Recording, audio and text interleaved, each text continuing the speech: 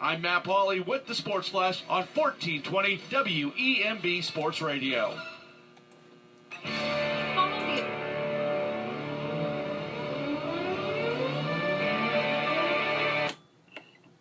Let off with the theme, Scotland the Brave, for,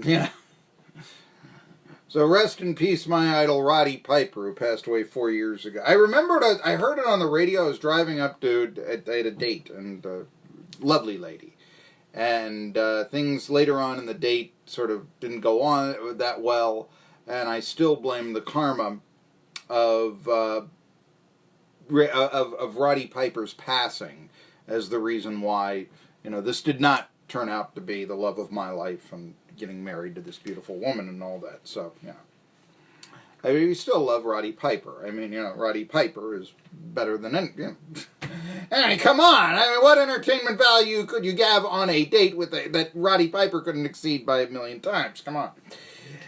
Hey, one of the things that I want to talk to you about is ETSU football. And you heard a little bit about, in the sports update, the Julio Jones not playing in the preseason. The Hall of Fame game, NFL season, you could say, begins to a certain extent tomorrow. They played on Thursday. Used to play it on Saturday. Interesting. I think it goes to show that it's time to get rid of the Hall of Fame game. I think it goes to show that it's ready to get rid of preseason. College doesn't have preseason. High schools may have scrimmages. I'm not necessarily against that. But why not have that? Because that's what these preseason games are. They're glorified scrimmages. And although, yes, I do know if you do watch, hey, that sixth-round running back, he really does well. Look who leads the league in stats in the preseason. It's people like Landry Jones, who doesn't even make a team. I mean, he played the third stringer, and they're asking you to pay full price for this in NFL season ticket packages. They talk about expanding the NFL season to 18 games. I'm all for it. Even if it means the players can only play 16, I'm all for it. I do not want to watch the preseason anymore. Tomorrow, Broncos, they're not going to use Joe Flacco. Why not? I mean, it's a new team. Well, you got to learn the offense. It takes time to learn the offense. Remember, you always would hear that about why, the Packers couldn't bring back Brett Favre back when they were trying to transition to Aaron Jones. Well, I mean, we've installed the offense here for Aaron Rodgers. Please.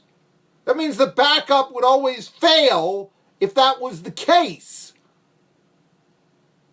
And also, how difficult is it to run a fullback dive?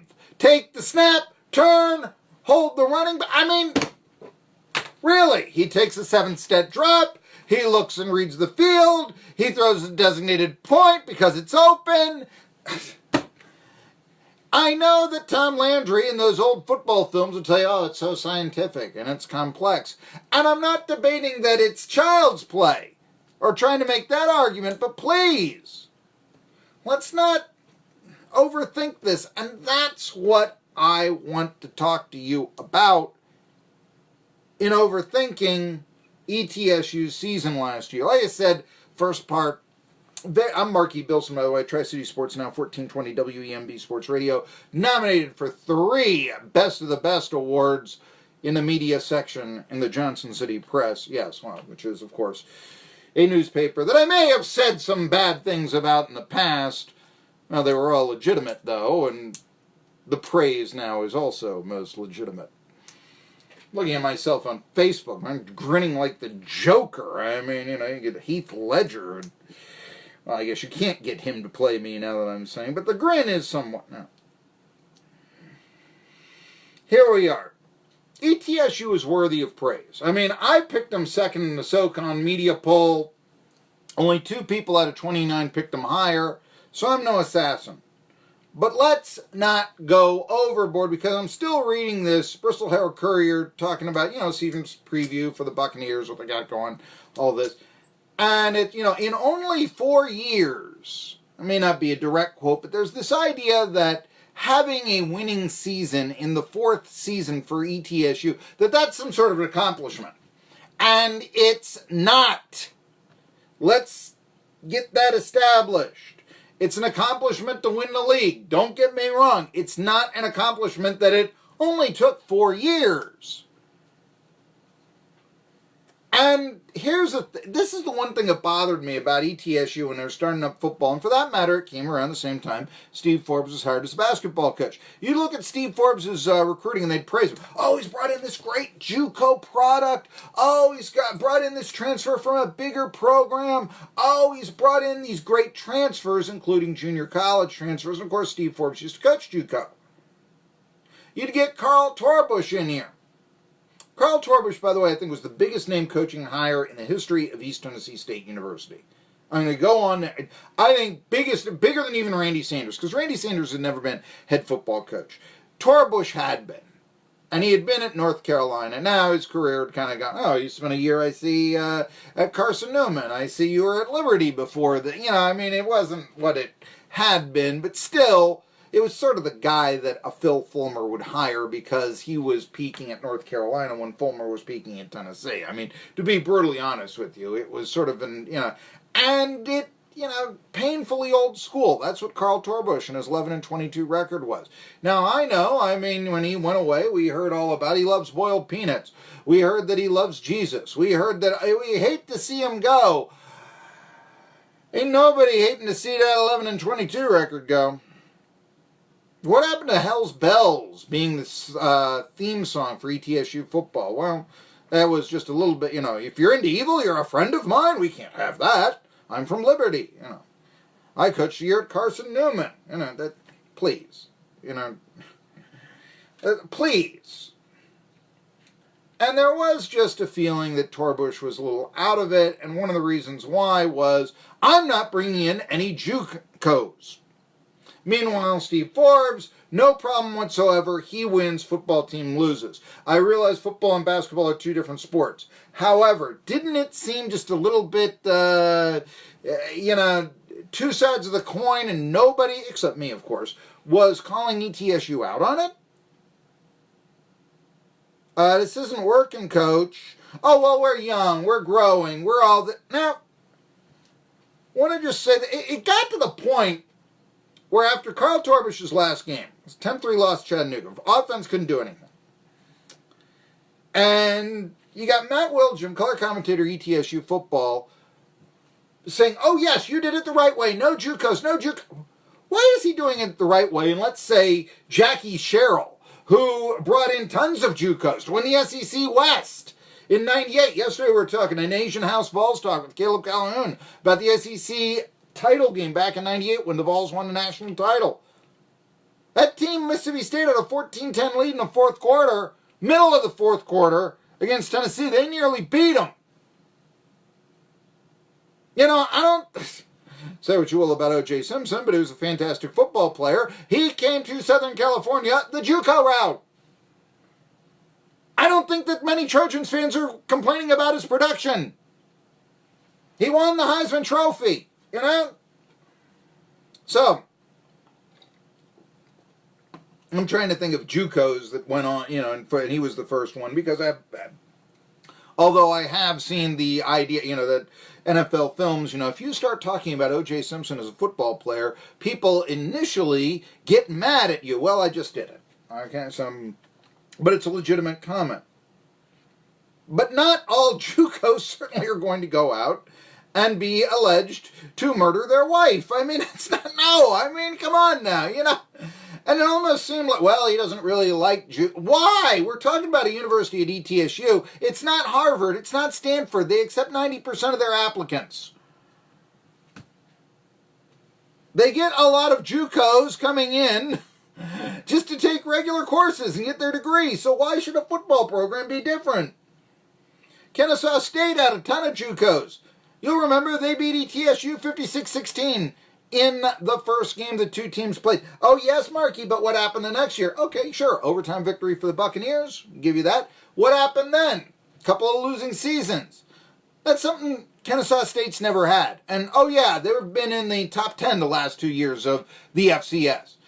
That year that ETSU won a game, they finished 5 and... Was it 5 and 6? Yeah, 5 and 6. Kennesaw State was 8 and 3. I don't think they'd trade. We got to lose to ETSU, but we'll win 8 of our other 10 games. Yeah, we'll take that. Like I said, well, if we beat Kennesaw State, vengeance is ours. But we'll have to have a losing record. We won't cross the midfield against Wofford. We'll lose 37-7 to VMI. Yeah, we'll take that. Yeah, sure. I mean, come on. Therein lies the rub. And while it's better that ETSU is to be than not to be, I've learned some things in my time. This misconception that it's something of a rapid rise to have a winning record in college football your 4th season is ridiculous. Look, pro sports, look at it. Vegas Golden Knights, they play for the Stanley Cup their first year. You don't like pro sports? You don't like the examples of, Arizona Diamondbacks, Florida Marlins winning the World Series within the first 5 years of their existence? Or you don't like Carolina Panthers, Jacksonville Jaguars playing in their conference title games their 2nd years of existence? You don't like those? That's pro. Doesn't matter for college. Well, then what about this? Mercer, you know them. They're in the Southern Conference. They debuted not as an independent playing a schedule of lesser teams like Emory and Henry and Maryville and all that, but rather the Pioneer League, which gets a bid into the FCS playoffs. They went 10-2. They even shared a common opponent with ETSU. Now, ETSU's made the playoffs and Mercer hasn't. We'll give you that. Okay? So ETSU can champion that, but that's not really our argument. It's that it only took 4 years to have a winning record. Basically the same schedule, even a common opponent. Mercer starts off 10-2, ETSU's 2-9, and really bad in the process. Here's some other startup programs recent years. Southeast Louisiana. They were 7-4 their 2nd year. Georgia State was 6-5 in their first. South Alabama Jaguars won their first 19 games. South Florida, they started 5-6 in 97. After that, they reeled off 6 straight winning seasons. No seasons of less than 7 victories. And, oh, by the way, they were in the FBS by the time that streak ended. And for that matter, Georgia State's now in the FBS. So's USA, South Alabama. What about Coastal Carolina? They're in the FBS, coached by former ETSU quarterback Jamie Chadwell. 2003 was their first year. FCS, 6-5. They were ranked in the FCS poll by year 2. By year 4, the Chancelliers. Is that a Chancelliers? Chancelliers. Everybody mispronounces it. The Chancelliers were in the playoffs of the FCS by their 4th year, same as ETSU. So the point is, ETSU's winning season in their 4th year was not a rapid rise. Don't let anybody tell you it was. It was overdue. And frankly, it is kind of disturbing that a program that went 37 years, actually 37 seasons, and 49 years without a conference title would be accompanied with a public mindset, both in the media and the fan base, that they had a rapid rise to a conference title. No, it was 37 seasons, and don't give them a pass because they dropped the program. This speaks of several things. One, lack of knowledge of the history of the program. You don't go back past 2015. In fact, after that victory against Furman, they're still trying to figure out if that's the greatest comeback victory in the history of the Buccaneers. I saw them in the SIDs going through media guide after media guide after media guide, trying to figure, this one was a 20-point victory and all this. But, going back to 1920, no. It's the biggest victory since we restored football. There was football before 2015 at ETSU, folks. It also speaks of a lack of knowledge of the college football world in general because, let's face facts, as nice as last year was for ETSU, hey, playing in the playoffs. I can't argue with that. Nice as that was, other teams started better. You know what it speaks of? It speaks of just being happy to have a football program at ETSU. It doesn't necessarily speak of wanting to have a good one. Now, I think that there will be a good one this year. I picked the Bucs for second. I got on SoCon John Hooper for picking him for fifth, but then again, nobody knows who the QB is going to be. I bet on Weldon myself. Anyway, just this idea. I mean, it only took 4 years for the Buccaneers to have a winning season. That's not that impressive, folks. Really isn't.